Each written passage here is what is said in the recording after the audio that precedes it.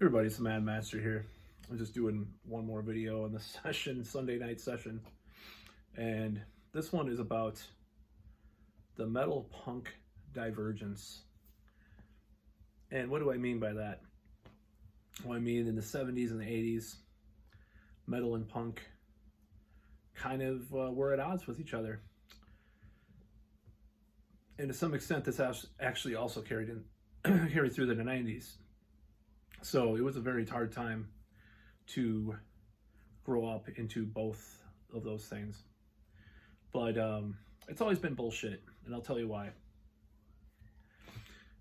If you listen to Black Flag's Damaged song, it's basically Let It Be Rock, the riff, the main riff of that song. All these bands were listening to metal, these punk bands that were trying to be so snooty and so working class and fucking saying that they were better than these Hesher bands and hair farmers or whatever. Kurt Cobain supposedly listened to Celtic Frost, a lot. I mean, what does that mean? Not that he's punk, I'm just saying, as an aside there. This whole thing was just, it was a fraud that people wanted to perpetuate this politically correct veneer because metal was not, it was a different subculture at the time.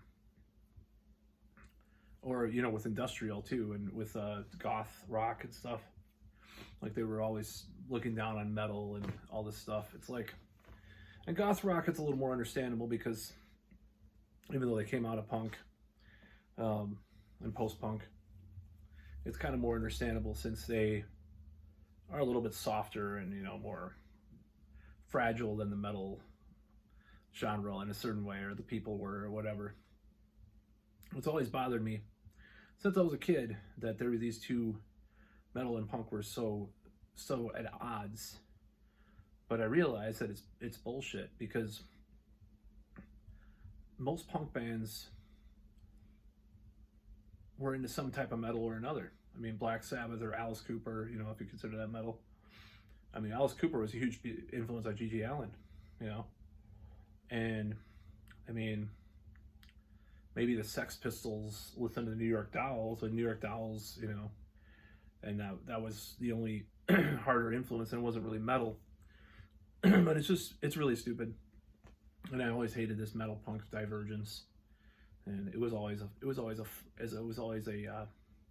fraud. It was always a lie. And about time we faced up to this, because it was bullshit, and we need to put these things to rest once and for all. I mean, they're two separate genres, they're two separate subcultures, but why did they have to be so at odds? Especially, well, more so, but the irony is the metalheads gave punk a chance, but punks wouldn't give metal a chance, other than like the crossover bands, the mid 80s, and then afterward, like metalcore and stuff. And that's one of the things that really split the two. So as you would have, bands and musicians that were open-minded enough to embrace their metalness that was probably already there. And that's kind of what this video is about. It's like Mike Muir of Suicidal Tendencies was always probably trying to style his vocals after Ozzy, even during their first album period. It's just a bunch of crap. I think it's partly the political underpinnings of it too. That's what I think was the causation of a lot of this, because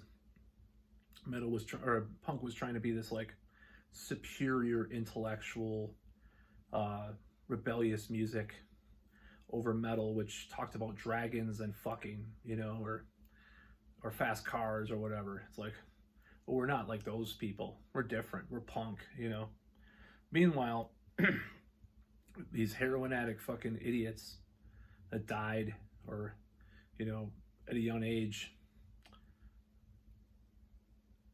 thinking that they're morally superior to metalheads. It's fucking ridiculous. It's just like grunge. It's like you watch you read about these people that were, we hated those hair farmers. Who's alive though? Tom Kiefer's still alive. Lane Staley's dead. Steve Piercy is still alive, and Kurt Cobain is dead. And dare I say, Brett, no, I've never been a fan. Brett Michaels is alive while fucking Chris Cornell is dead. They're not any comparable. I'm just saying, these people had this fucking smug, superior thing above, you know, hair metal or whatever, especially in the 90s. So I remember when everybody cut their hair. Well, yeah. I mean, what can I say? I can't really talk shit about that now. But you know, when people you know, they started not wearing the metal shirts and started saying they were into punk more or whatever, tried to deny metal. It was a horrible time. It was a bad time. There was plenty of metal going on at the time too. I mean, there was technical death metal, the roots of technical death metal, folk metal. Amorphous' Tales from the Thousand Lakes came out in '93, I think it was. Emperor's Nightside Eclipse, Blind Guardian, Somewhere Far Beyond, Imaginations from the Other Side. You know, there's a lot of good albums coming out.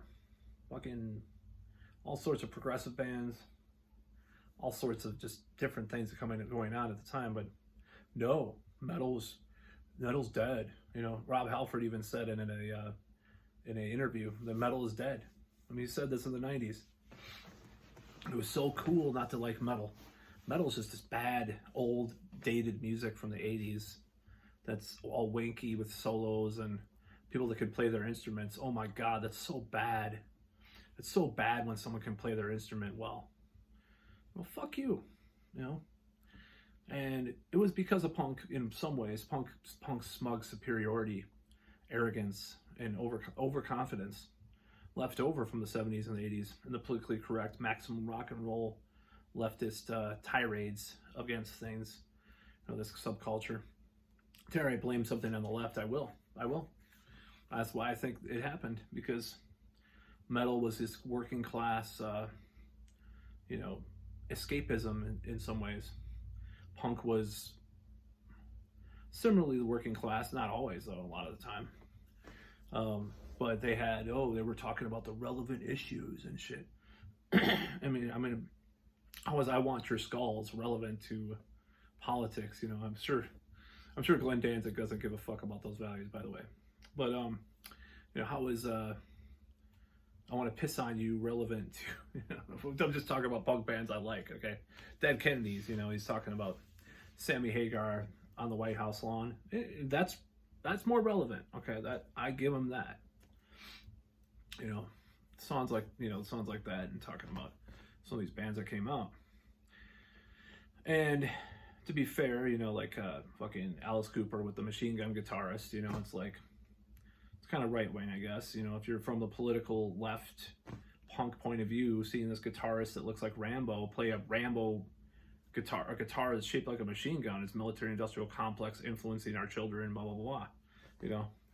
So it's understandable, I get it, but it was stupid. It was a foolish mistake to go that route. I guess it had to happen though, right? But yeah, punk and metal were never that different or diverted from each other. That's the fact of the matter. I mean, listen to all these punk bands from the 80s. It's metal all over the place, even if they're not crossover, you know. Like I said, Black Flag's Damaged. It's Let It Be Rock by AC/DC. You know, there's Van Halen riffs and some Black Flag stuff, you know, sort of a Rollins band. There's fucking Black Sabbath all over the place, you know. I mean, I wouldn't be surprised if there's like even some Deep Purple or Kiss in some of these bands. You know, Kiss especially, big influence on that generation. See, in the 90s, the two cool bands to like, if you were a punk or grunge or alternative person. Well, actually, there's three, because I'm going to mention a third one. I think I've mentioned this in another video. There was this is the only cool things that you can like that were even close to metal, really. So, and maybe a little bit of Van Halen too, because Henry Rollins and his company and Black Flag and stuff were kind of pro Van Halen. That's a little different though, or of AC/DC. It was Black Sabbath and Kiss, and some liked Ted Nugent as well for whatever reason. Like Tom Morello talks about that and stuff too. So you liked that, but if you liked Iron Maiden, you were 80s wanker. or Metallica. Perry Farrell's comments about Metallica playing Lollapalooza, or when he lost control over it, or when it got bought out, or whatever. It's ridiculous.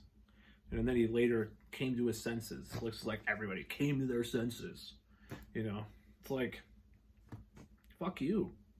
And this is a rant that's been going on. This is things in my head that have been going on for 25, 30 years, because growing up in the 90's, when people were just looked down upon metal so much, it was so foolish, it was so stupid.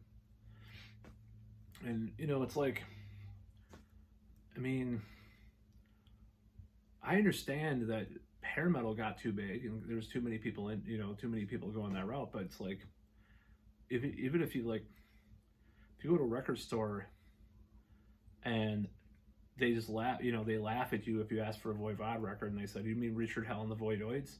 It's like, fuck you, man. Whatever. I like Voivod. Sorry.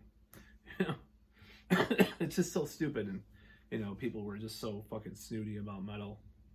It took a long time. I think the turning point was around 97 or 98, when people started to come to their senses about metal. You could see it in the streets. The gutter punks started wearing dissection shirts and shit. 2 years before, they'd be saying, "You fucking Hesher." Yeah. They used this word Hesher. It was like Hesse. It comes from Hessian. It's like this East Coast derogatory term for a Camaro driving white trash metalhead, right? I want a Camaro, actually. So it's like, and there was a lot of things that pretty much fit the bill with metalheads in the 80s and early 90s. The guy, I think his name is Billy off of Stranger Things. Yeah, he's a Hesher, right? It's true. The irony now, though, is you watch that show and you kind of like the guy, and people listen to the soundtracks and we're like, I want to find out what that band is from the 80s. It's like, things have changed so much. People do not realize how fucking bad it was back in the 90s about metal. How stupid people were. It's just arrogant. It's just arrogance. That's why people weren't playing a lot of guitar solos at one point, even in NU metal. It's like, oh, wanky guitar solos. I don't want to have to learn how to play that much. It's like this irony, this slacker generation irony that don't play solos, or you're ironic, or fucking, unless it's ironic or making fun of it, or all this stupid bullshit. It's like, I like playing guitar solos. That's why I couldn't form a band in the fucking late 90s. It's like, nobody wanted to play Blind Guardian covers. Or Halloween or whatever, They didn't want to play that shit.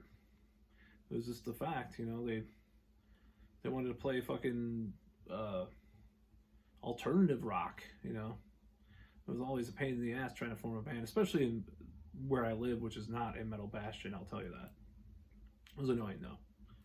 So, yeah. So I do have a little bit of bitterness about the people that came around to metal again, just like Metallica, It's like, well, where were you all those fucking 20 years when it was out of style? Or 15 years, more like 15 years. It was out of style for 15 years. Where were you? What were you doing? Why are you back now? Or why do people respect Iron Maiden now? Remember when Iron Maiden was one of the most laughed bands on the planet? They couldn't even fucking fill a nightclub, after the fall of metal in the 90s, they could barely fill the rave bar, or rave. Well, it was the rave, actually. They did fill it pretty well, but barely. There was still room for more people. Nobody gave a fuck. Of course, it was Blaze Bayley. Okay, I'll give you that. But they could hardly play. A lot of bands couldn't even fill up that used to fucking headline. I'm sure if Rat played I think Rat played that same venue, these smaller venues and stuff. Or fucking, I don't know if Motley Crue, because they kind of pander to that audience just like Metallica did, but to the alternative audience a little bit. It was ridiculous. It was a stupid time. People should be ashamed. If there were Geneva conventions for how metal was treated in the 90s. I would love to see these people fucking at least like flogged publicly. Even Rob Halford, fuck that. You know, these people are denied metal. Bruce Dickinson sort of did too. Not as bad, not as blatantly as Rob Halford or Metallica or Lars Ulrich, you know. Oh, metal's not cool anymore. And that all comes from the punk metal divergence. That's what it is. Because we're cool now, where the punk is big. Punk, the year punk broke. I think it was a Nirvana documentary. And I know Nirvana is grunge, but, you know, it still comes from that attitude, you know. But yeah, fuck you. You think you're more politically relevant as you're buying your fucking heroin that's supporting murderers overseas and probably even worse, like CIA kind of shit, right? You think you're so fucking, you're so fucking smug and superior when you're a fucking junkie. Fuck you. Fuck you, motherfucker. You think you're so cool. And this includes people in high school, you know, it's like, Hesher this, Hesher that, I'm so, you know, metal, wanky, you know, fucking metal, oh, metal, It's like, make fun of metal. Fuck you. It's like, you're not better than Iron Maiden. I'm sorry. Just because Rage Against the Machine has fucking political lyrics and can fucking have some grooves or whatever. That's the irony, is like, Tom Morello is like fucking pro Iron Maiden and shit. But, you know, this one guy in high school, he's like, Iron Maiden's Rage Against the Machine so much more. He was like subtly digging at me, you know, in class. There was a no harassment policy, so he has to, had to be passive aggressive towards people in the high school I went to, the alternative high school. So yeah, it was like, it was one of those things. Anyways, that's about all.